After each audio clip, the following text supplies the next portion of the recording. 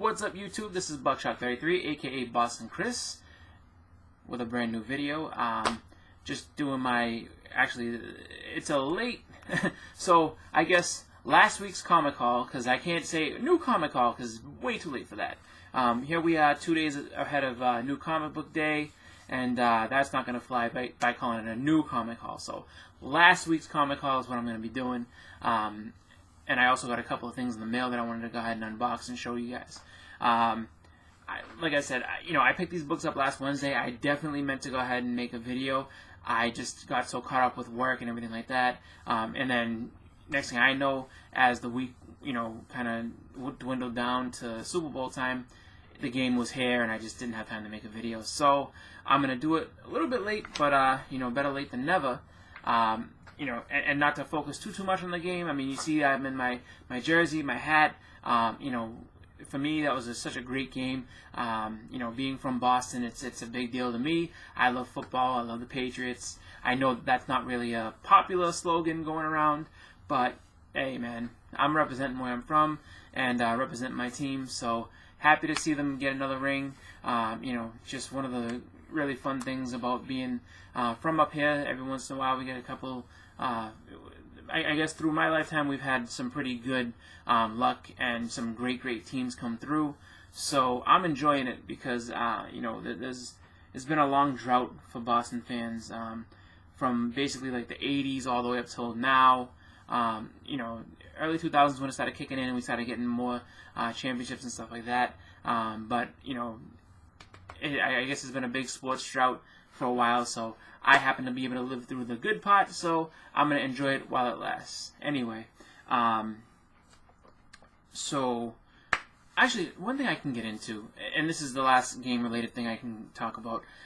So on Chaz's live show Saturday night, there was a bet made by Undisputed Frost to me, and he said that if I lost, then I would have to turn my hat around to forward. No more hat to the back, and I couldn't get out of it by taking my hat off and being like, oh, I don't wear a hat anymore. So the Pats won, which was great because now I can keep my hat trademarked to the back. I would switch it around to the front, but the problem is my hair is too long right now, and it doesn't look good. It's just, kind of all flowing in the back. So, luckily for me, the bet ended up going in my favor. So I can keep my hat backwards, or I can put it back. I have the freedom to do whichever I want, which is great. So Frost, sorry, man. But anyway, so enough about the game, enough about sports for now. Let's get into the books. So this last week, I was able to pick up some books, and the really cool part about this is that they had a bunch of books for really cheap prices this week. I know that there was a lot of throwback and anniversary out there. So one book that I picked up that I actually kind of wasn't expecting, but I like that they're doing this as like the little introductory into this series. Is Dynamite's doing kind of I guess they're all jumping on that bandwagon of throwing out other stuff. So I picked up Vampirella Zero. There's actually really nice art in this book.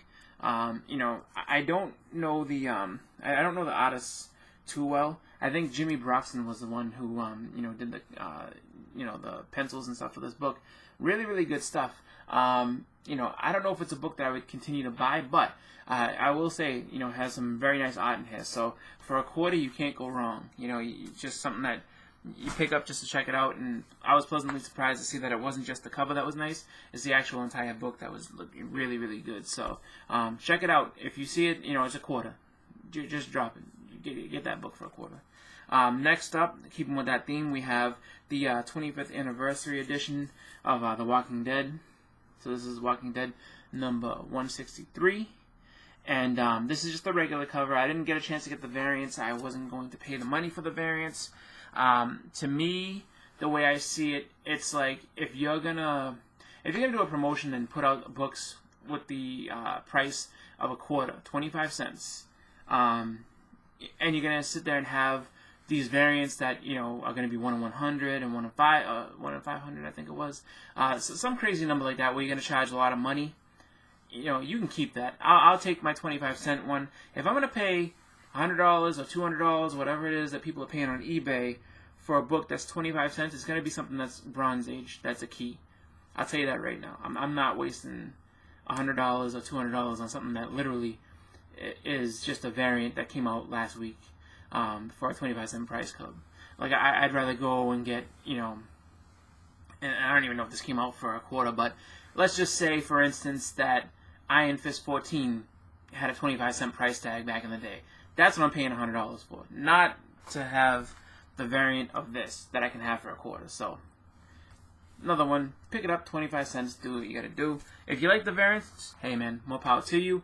I wouldn't do it just because it's a quarter. Why would I pay more than that? Next up, we have one of my favorite Rebirth titles, and this is Green Lanterns. This is number 16, and this starts the story Dark Knights. In the last issue, Batman went ahead and talked with Simon Baz and Jesse Cruz and said, "I need your help." And there was like starstruck that like Batman needs our help. I haven't read through this yet. I do plan on definitely getting into it and checking it out. Like I said, it's one of my favorite series from Rebirth. Really strong title. I like what they're doing in this book. I like this cover too. I think this is pretty cool. They have, just the green bats. You know what I mean? Just kind of, they're just projecting out the, I mean, it's not conspicuous like how Batman would normally do it with like, being kind of silent in the shadows, but it's a pretty cool image, pretty cool graphic. So I want to check out what's in this book. Like I said, like for me, it's one of the stronger Rebirth titles, so that's why I stick with it. And I'm loving what they're doing with that book. Definitely a good pickup. Next, we have Old Man Logan, number 17. Another really good book from Marvel. I've said before, this is a real good book. It's very gritty. It's very violent as far as what it is. And I like that they've kind of given Wolverine that edge back, even though it's Old Man Logan. I mean, everybody wants to see the original continuity Wolverine back, and I'm sure we'll see him at some point. But for now, we get this, and this is a good series. 1 through 17 has been pretty solid, and definitely worth picking up. I think it's one of the better titles that Marvel's putting out right now. Marvel's putting out a lot of stuff. Not all of it is.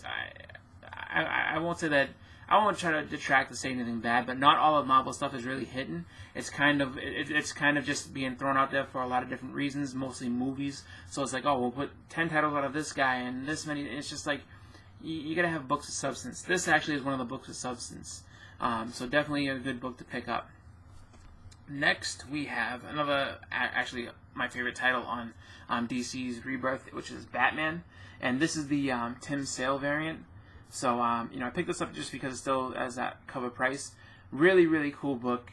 Definitely awesome, title. Like what they've done, throughout the different storylines has been really cool. So this is the I Am Bane storyline. This is how it starts out.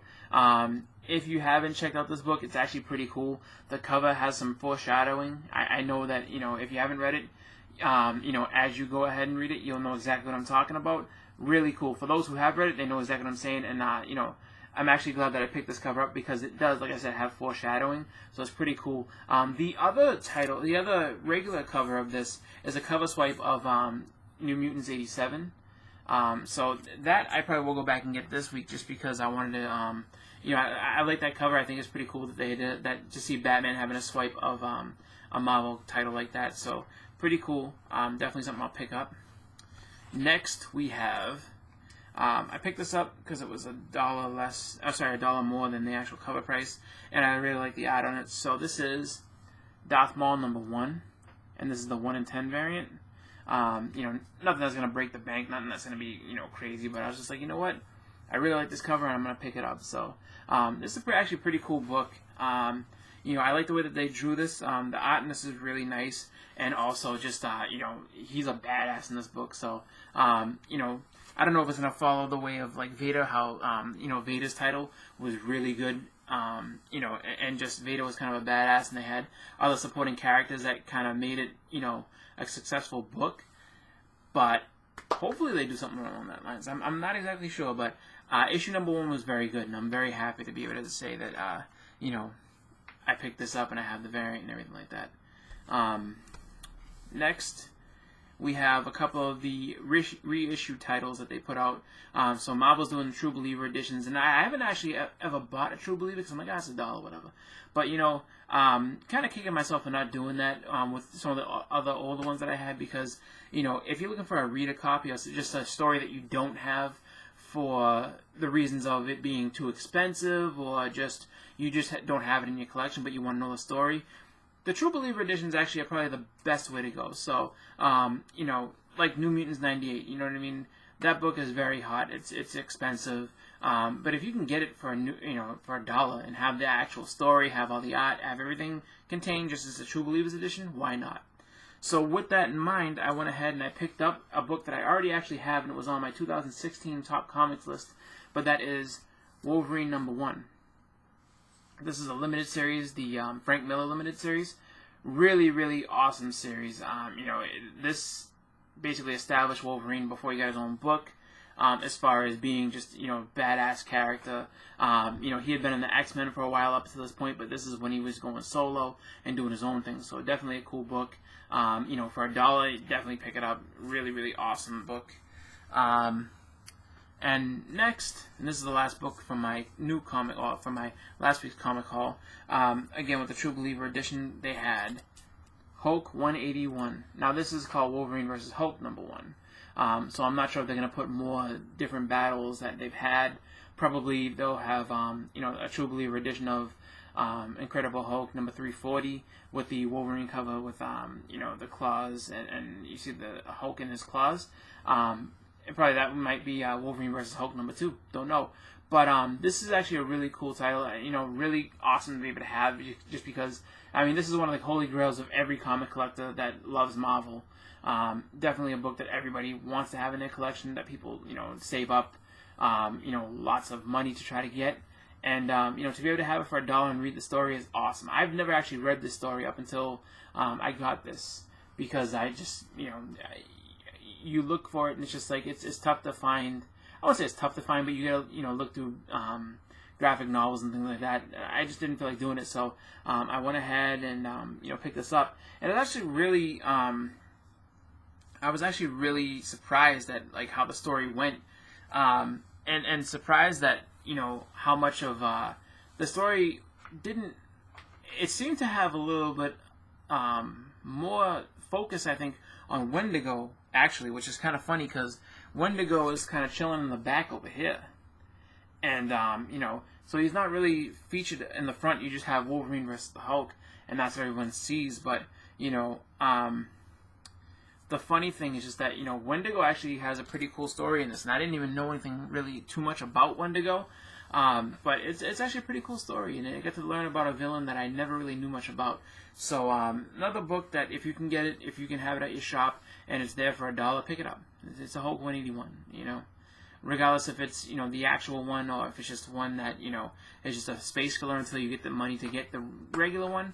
Why not? You at least have the story right there, and it's a reader copy, if nothing else. So, that's always well and good. So, like I said, I got a couple of things in the mail I'm just going to go ahead and get into real quick. Just wanted to, get into these books. It's been a little bit since I've done a mail call. The last one I think that I did was the one that I got from the guy on Instagram, Orizzle, who had sent me one of my top 10 books. This isn't one of my top 10, but this is definitely a book that I wanted to have in my collection, and definitely a book that I was excited to get. So, packed very well, actually, but just go ahead and, there we go. So, lots of tape on here. There we go. Let's get that out of there. Oh, I like the way he packaged this. So, this actually is very smart. I like this for comics. So, when you look at it, you see that it's packaged like this in a square. And usually it's like, there's a tape up top, tape on the sides, sandwiched in between too. What this guy did was he went ahead and folded it all the way around and put, the tape just down the middle like this. And the really cool part with that is that, for me, every time I open a book with a razor and, I try to, do all four corners. I get nervous that I'm going to, slip up and cut the book or cut the packaging or something like that. So that's one thing that I like about this. So, I don't know. I think that this is probably a more secure way to send the book. It leads the seller to not have to worry so much when they're trying to open it that they're going to cut and, destroy a book that they paid good money for. So that's a good one. That's a good thing to have. And they glued it down in the end, too. That's really good. So, go ahead. Oh, wow. And the extra layer of protection right here. Ooh, very nice. So, we have here, get this off the tape. Perfect. This is a book that I actually have, I have the second printing of. And I was looking to go ahead and get the first printing of it, but this is Uncanny X-Men number 248, and this is the first Jim Lee art on X-Men. So definitely a cool book to have. Like I said, I have the gold copy that is the second printing, and definitely something that I was always wanting to get.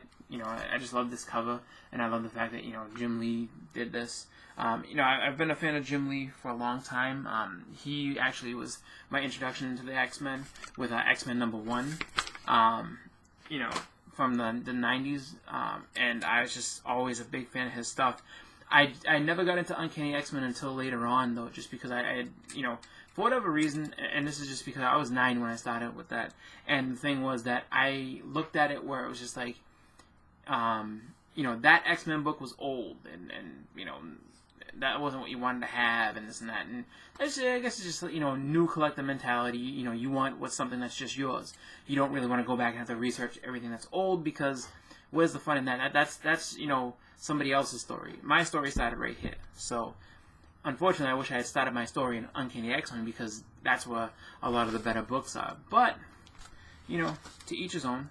We got one more package I'm going to get into, and then that's going to be it for this video. So, let me just go ahead and get into this. Here we go.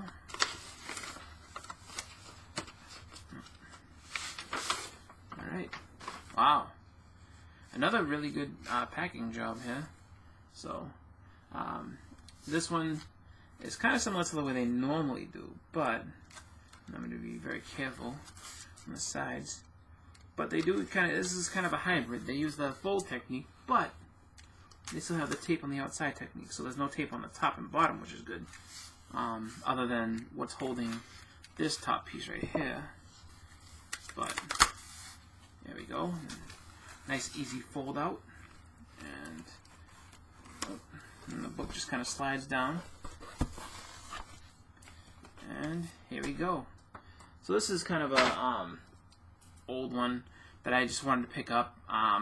Just one of those Bronze Age titles that I've started to kind of get into. I don't quite know exactly if I'll collect the whole thing, but I think that this is just kind of a good starting point. But here we have the Power of Warlock number 8, and so this one is not in the worst of shape.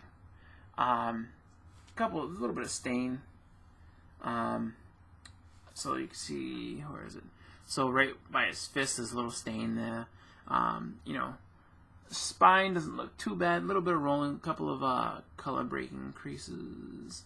Not color breaking, color breaking spine tick. Nothing too bad. And then the corners all look good.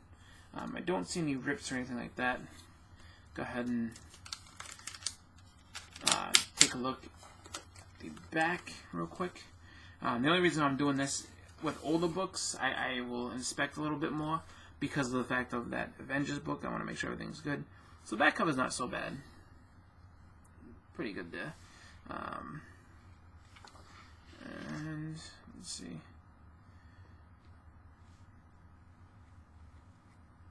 Alright, everything looks complete there. Nothing shocking, falling out or anything like that. Just, nope, nothing fell out.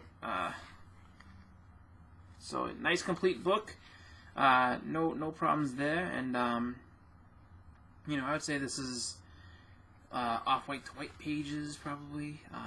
You know, and like I said, like really cool book to have. I like these interiors. Like check out that's a nice big splash page of comic right there. But definitely a book I'm gonna check out and read into, and you know, see what's going on with. But yeah, a series that I really do like. You know, I would like to collect the whole thing, but you know, I don't know how far back I'm gonna go with it, just because there's other books I want to collect beforehand. This I just found on a good deal, and I figured, you know, why not? So that has been my haul for this week. So I want to thank you all for watching. Again, you know, sorry for the lateness in getting my new comic haul. This next week coming up, I'll hopefully have it a little quicker. Most likely I end up having to do it on the weekend. This week's a little bit busy for me, so this weekend I'll probably have to do my new comic haul, so I'll be putting that up. Be sure to check out tomorrow at 8:30 on JLS's comic channel, JLS Comics channel. Let me say that right.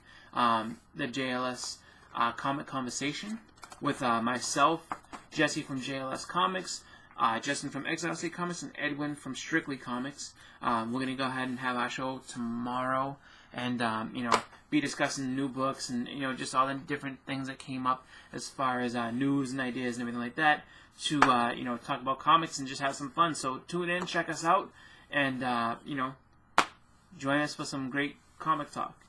With that, I am gonna get going. I want to thank everybody for watching. Again, this is Buckshot33, aka Boston Chris. Hey, if you like what I'm doing, let me know. You know, leave me a comment. Let me know what you think about you know, my video and everything like that. You know, if there's anything that I can improve, anything I can change, let me know. You know, I'm here to try to entertain you. So, with that, I'm out. Everybody have a great night. Happy collecting.